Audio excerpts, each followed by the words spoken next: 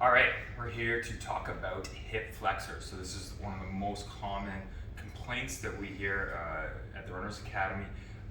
Hip flexor issues, tight hip flexors as a runner, or if you're sitting all day, you get really tight here. And often runners come in and they say, I'm stretching, I'm rolling, and still have tight hip flexors. So usually we say, well, maybe that's not the solution. So stretching, mobilizing is important, but usually what we find is the hip flexors are really weak, and it's an area that is often missed in a runner's routine. So I'm going to take you through a little series that will include some mobilization, but we're going to highlight some really simple at-home bodyweight hip flexor exercises that are really quite challenging. Okay? So to start, let's open up the hips, because we want to do that before we get into any sort of area. And really simple, come down in a half kneeling position, and you're going to sit back and then push the hips forward. And we're just going to move in and out. We don't really want to hold this position yet, okay? So just open things up. Maybe you've been sitting all day, and you're gonna do 10 to 15 a side. I'm not really counting right now, but let's go 3 more on this side and we'll switch over to the other side. Perfect. Okay, other side. So this side, same thing. I'm gonna do about 10.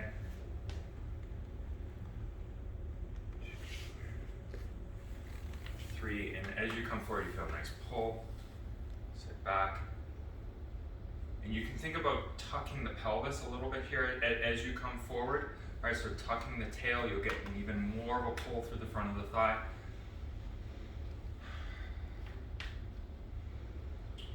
Good, your back foot here is curled under, okay? So people like to keep it straight, but keep it curled under and you'll feel the difference in tension it creates through the front of the thigh. Good, okay, first one. We're going to lie down on your back, and all we're going to do is a straight leg raise, okay? And this is sometimes really quite telling.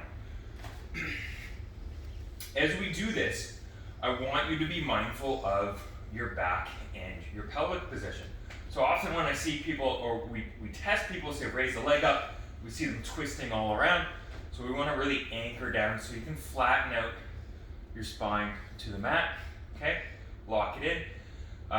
Ribs, we want to get the ribs down a little bit, all right? So there shouldn't be any space here.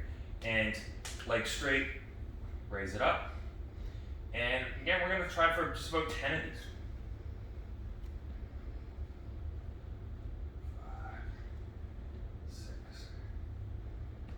7, 8. And as you're doing this, see there's no movement. You're not twisting all over the place. 10, cool. Well, that's easy. Next one. Really simply, you're just going to turn your leg outward, okay? Keep it in this position. Foot dorsiflexed or toes up towards the knee. Up and down. Same idea here. Really trying to stay rooted down through the pelvis and through your low back. Again, we're going to be doing about 10 here. Oftentimes when we test people with this exercise, they get to close to 10 and things start to really fatigue.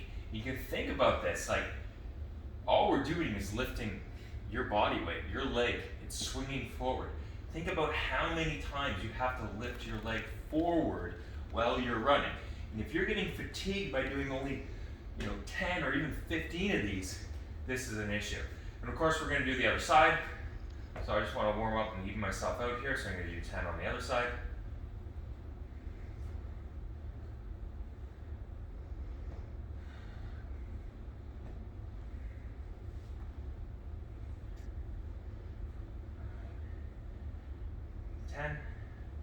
Cool. And then turning the foot outward.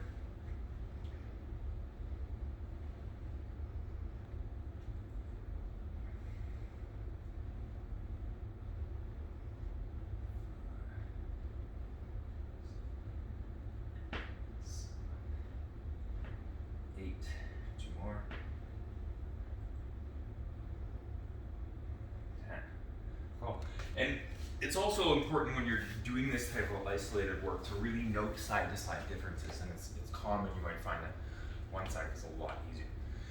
Okay, if you really struggled there, I'm going to say just stay there and do a few sets of this, okay? If that was easy, next step, we're going to try one standing. Okay, so standing, really simple. You're going to find some wall space. All right.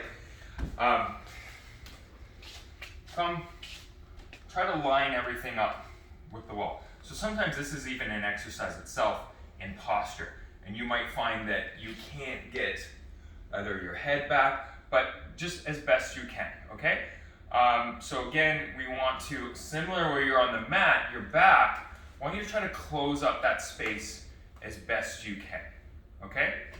So from here now, you're going to just raise the leg up.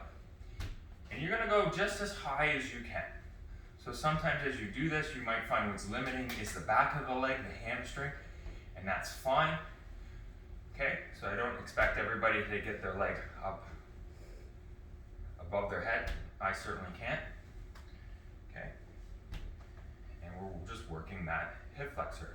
So psoas, rectus femoris, they're working together here in this action. Woo. Good, I'm gonna do 2 more on this side.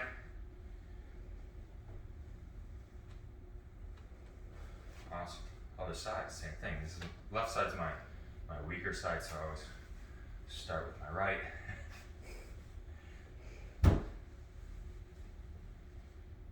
4. And you want to try to be mindful that you're standing as tall as you can and you're not leaning off to the side.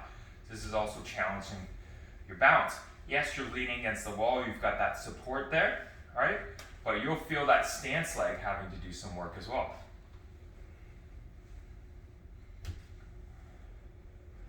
Awesome. Cool. Okay, so last one, that was easy. We're gonna speed things up a little bit, all right? So we're gonna do a wall exercise. Maybe come on this way, Brendan, you get a better view of me. So coming up from the wall, all right, on a bit of an angle, and we're going to do a fast march, okay? Almost like a run on the spot with getting the knees up.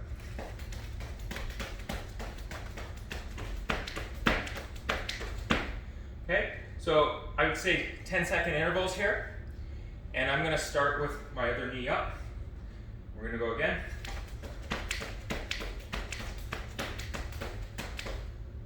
Whew. Good. So we've got mobilize, start on the mat, isolate a few different positions with the straight leg raise. Standing brings another challenge. You're working against gravity, and then we want to get things moving quickly. All right? So hopefully we've got happy hip flexors now.